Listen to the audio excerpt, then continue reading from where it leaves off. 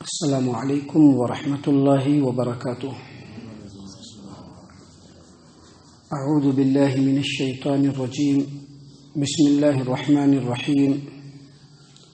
وَإِذَا ضَرَبْتُمْ فِي الْأَرْضِ فَلَيْسَ عَلَيْكُمْ جُنَاحٌ أَن تَقْصُرُوا مِنَ الصَّلَاةِ إِنْ خِفْتُمْ أَن يَفْتِنَكُمُ الَّذِينَ كَفَرُوا إِنَّ الْكَافِرِينَ كَانُوا لَكُمْ عَدُوًّا مُبِينًا۔ اور جب تم لوگ سفر کرو تو تمہارے لیے گناہ نہیں ہے کہ تم نماز مختصر کرو، قصر کرو، اگر تمہیں اندیشہ ہو کہ کافر تمہیں فتنے میں ڈال دیں گے، ستائیں گے، اور بے شک کافر لوگ تم لوگوں کے کھلے ہوئے دشمن ہیں۔ معزز سامعین کرام، سورۃ النساء سورہ نمبر 4 اور اسی سورت سے بھی آپ کے سامنے آیت نمبر 101 تلاوت کی گئی، اور آیت کریمہ کا ترجمہ بھی آپ کے سامنے پیش کیا گیا۔ ترجمہ سے آپ نے سمجھ لیا ہوگا، اللہ تبارک و تعالیٰ نے آیت کریمہ میں فرمایا ہے کہ جب تم سفر میں ہو اور کافروں کے ستانے کا اندیشہ ہو اگر، تو تمہارے لیے گناہ نہیں ہے کہ تم نماز کو مختصر کرو، کیونکہ کافر لوگ تمہارے کھلے ہوئے دشمن ہیں۔ سامعین کرام، اس آیت کریمہ سے آپ کو بظاہر یہ معلوم ہوتا ہے کہ اللہ تبارک و تعالیٰ نے فرمایا کہ اگر تم سفر میں ہو اور کافروں کا خوف اور اندیشہ ہو تو تم نماز قصر کرو، یعنی 4 رکعت والی نماز کو 2 رکعت پڑھو۔ لیکن ہم آپ کو بتلا دیں کہ یہاں پر جو اللہ تبارک و تعالیٰ نے فرمایا ہے کہ اگر تم کو اس بات کا خوف ہو کہ کافر تم کو ستائیں گے، فتنے میں ڈال دیں گے، تو تمہارے لیے 2 رکعت نماز قصر کرنا یہ کوئی گناہ کی بات نہیں ہے۔ سب سے پہلے تو یہ سمجھ لیجئے کہ یہ اس وقت کے حالات کے حساب سے اللہ نے غالب حالات کو سامنے رکھ کر کے یہ بات اللہ نے نازل فرمائی، کیونکہ اس وقت پورا کا پورا عرب دارالحرب تھا مسلمانوں کے مقابلے میں۔ مسلمان مکہ میں بھی محفوظ نہیں تھے، مسلمان مدینے میں بھی محفوظ نہیں تھے۔ جب تک کہ غزوہ خندق نہیں ہو گیا تب تک کہ مسلمانوں کو مکمل طاقت و قوت نہیں ملی۔ اس وقت تک کفار و مشرکین ہر طرح سے مسلمانوں کو مٹانا چاہتے تھے، اور پورے عرب میں کسی بھی طرف بھی امن و امان نہیں تھا۔ اس لیے غالب حالات کو سامنے رکھ کر کے اللہ تبارک و تعالیٰ نے یہ بات نازل فرمائی کہ اگر تم کو خوف ہو، اندیشہ ہو کہ کفار و مشرکین تم کو فتنے میں ڈال دیں گے، تو تم نمازوں کو قصر کرو۔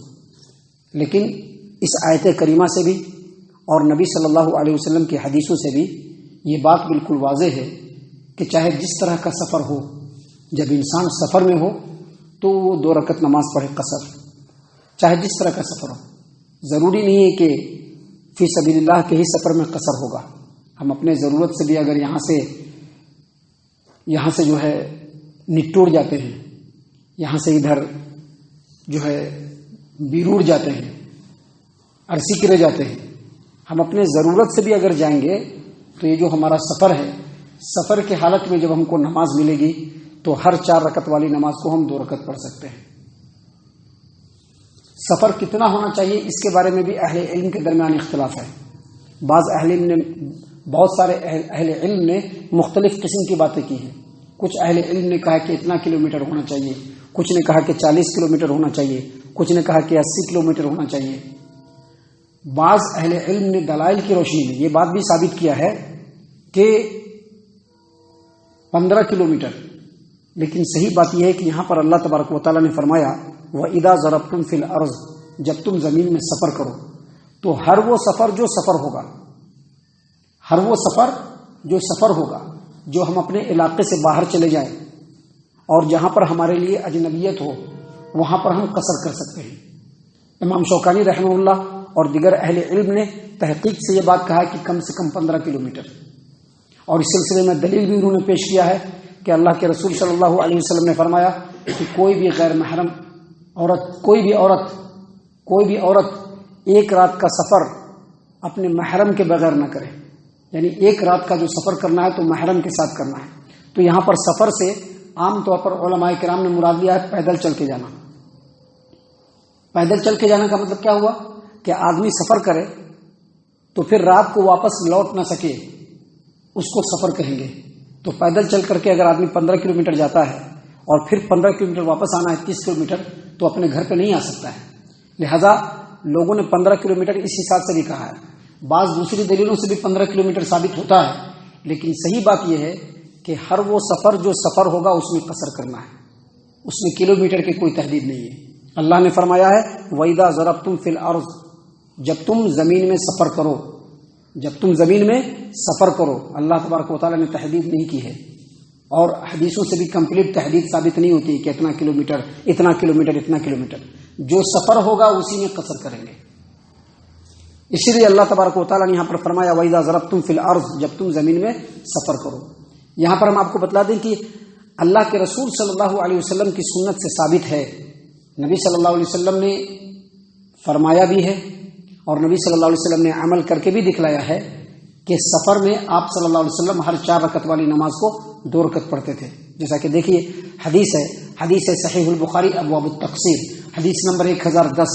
ام المومنین عائشہ رضی اللہ عنہا روایت کرتی ہیں کہ شروع میں چاہے سفر ہو چاہے اپنے مقام پر ہو 2 رکعت نماز فرض کی گئی تھی۔ صحیح البخاری ابواب التقصیر حدیث نمبر 1090۔ ام المومنین عائشہ کہتی ہیں کہ شروع اسلام میں سفر میں بھی اور اپنے مقام پر بھی 2 ہی رکعت نماز فرض تھی، لیکن بعد میں سفر میں 2 رکعت نماز کو رکھا گیا، اور آدمی جب اپنے مقام پر ہو تو 2 رکعت والی نماز کو کتنا کر دیا گیا؟ 4 رکعت۔ یاد رکھیے کون کون 4 رکعت والی نماز ہے ہماری؟ ظہر ہے، عصر ہے اور عشاء ہے۔ باقی مغرب میں قصر نہیں ہوگا اور فجر میں بھی قصر نہیں ہوگا، کیونکہ فجر میں 2 ہی رکعت ہے اور مغرب میں 3 رکعت ہے، تو ان 2 نمازوں میں قصر نہیں ہوگا۔ اللہ کے رسول صلی اللہ علیہ وسلم کے بارے میں حدیث ہے صحیح البخاری ابواب التقصیر باب الصلاۃ بمنی۔ حارث بن وہب کہتے ہیں کہ پیارے رسول صلی اللہ علیہ وسلم نے ہم لوگوں کو مینا میں 2 رکعت نماز پڑھائی۔ مینا میں جانتے ہیں مینا کہاں ہے؟ مینا مکہ میں ہے، مکہ میں مینا ہے۔ کب جاتے ہیں آدمی؟ حج کرنے کے لیے جاتے ہیں تو مینا میں جاتے ہیں۔ جب حج کرنے کے لیے جاتے ہیں تو کہاں جاتے ہیں؟ مینا میں جاتے ہیں۔ تو حج کرنے کے لیے جاتا ہے تو سفر ہوتا ہے۔ آپ صلی اللہ علیہ وسلم کہاں سے آئے تھے؟ مدینہ سے آئے تھے۔ مکہ میں کیا کرنا تھا؟ حج کرنا تھا۔ حالانکہ نبی صلی اللہ علیہ وسلم مکہ میں ہی تھے، مکہ میں ہی پیدا ہوئے، وہی آپ کا آبائی وطن ہے، لیکن سکونت کہاں اختیار کیا؟ مدینے میں۔ تو جب مدینہ سے مکہ آئے حج کرنے کے لیے تو مینا میں آپ صلی اللہ علیہ وسلم نے 2 رکعت نماز پڑھائی۔ حارث بن وہب کہتے ہیں کہ اس وقت کوئی خوف کوئی پریشانی نہیں تھی، بلکہ حالت بالکل امن تھا، اس کے باوجود نبی صلی اللہ علیہ وسلم نے مینا میں 2 رکعت نماز پڑھائی۔ اس سے کیا پتہ چلا؟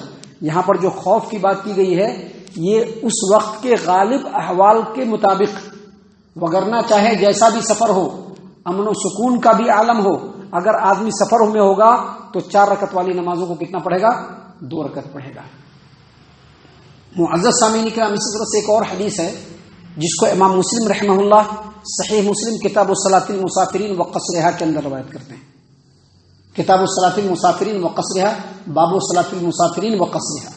یہ اعلیٰ بن امیہ کہتے ہیں کہ میں نے عبداللہ بن عمر رضی اللہ عنہما کے سامنے عرض کیا کہ اللہ تبارک و تعالیٰ نے آیت کریمہ میں بیان فرمایا، اسی آیت کریمہ میں اللہ تبارک و تعالیٰ نے آیت کریمہ میں بیان کیا ہے کہ اگر تم کو دشمنوں کا خوف ہو تو 2 رکعت نماز پڑھو۔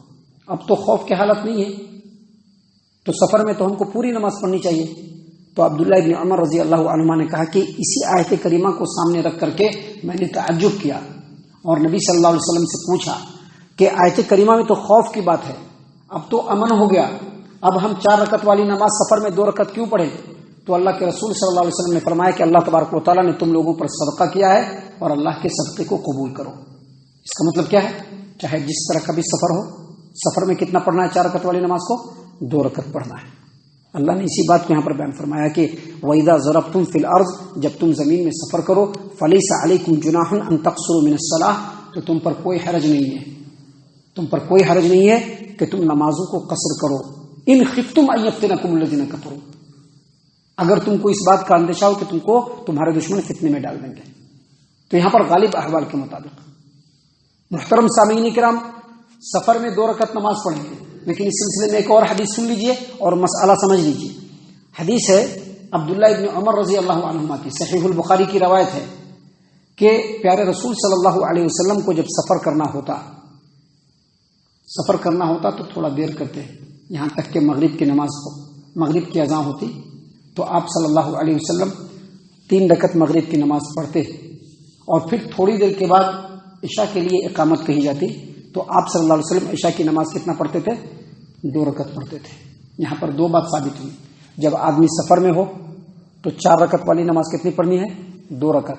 اور دوسری بات یہ ثابت ہوئی کہ سفر میں ہم 2 نمازوں کو جمع بھی کر سکتے ہیں، سفر میں 2 نمازوں کو جمع بھی کر سکتے ہیں، ظہر کی نماز کو عصر کے ساتھ ملا سکتے ہیں اور مغرب کی نماز کو عشاء کی نماز کے ساتھ۔ حدیث میں یہ بھی آیا ہے کہ آپ صلی اللہ علیہ وسلم کو جب سفر درپیش ہوتا اور آپ صلی اللہ علیہ وسلم ذرا پہلے نکلتے، سویرے نکلتے، مطلب 8 بجے نکلنا ہو یا 10 بجے نکلنا ہو، آج کے ٹائم کے حساب سے 8 بجے نکلنا ہو، 10 بجے نکلنا ہو، تو آپ صلی اللہ علیہ وسلم سفر شروع کر دیتے تھے،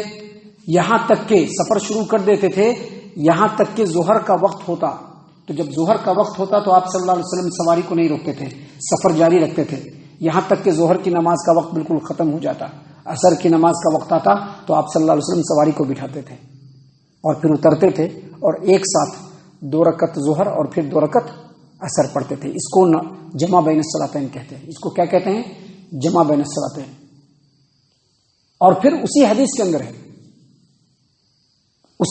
اندر ہے کہ آپ صلی اللہ علیہ وسلم کو اگر صبح سفر کرنا ہوتا ذرا دیر سے کرتے، یہاں تک کہ سورج جو ہے ڈھل جاتا تو پہلے ظہر کی نماز پڑھتے تھے اور ظہر کی نماز پڑھنے کے بعد پھر سے عصر کی نماز بھی ساتھ میں پڑھ لیتے تھے۔ اس سے کیا پتہ چلا کہ پہلے بھی دونوں نمازوں کو جمع کر سکتے ہیں اور بعد میں بھی دونوں نمازوں کو جمع کر سکتے ہیں، جمع تقدیم بھی کر سکتے ہیں، جمع تاخیر بھی کر سکتے ہیں، یہ سفر میں۔ حالانکہ بعض روایتوں سے بھی ہے کہ آپ صلی اللہ علیہ وسلم نے مدینے میں رہ کر کے بھی 2 نمازوں کو جمع کیا ہے، لیکن یہ ایک خاص کنڈیشن ہے جس کے بارے میں ہم انشاءاللہ کسی دن تفصیل سے آپ کے سامنے بیان کریں گے۔ اللہ تعالیٰ سے دعا ہے کہ اللہ تعالیٰ ہم تمام کو ان تمام باتوں کے اوپر خوب غور و فکر اور تدبر کرنے کے ساتھ ساتھ ان باتوں کے اوپر عمل کرنے کی بھی توفیق عنایت فرمائے، آمین۔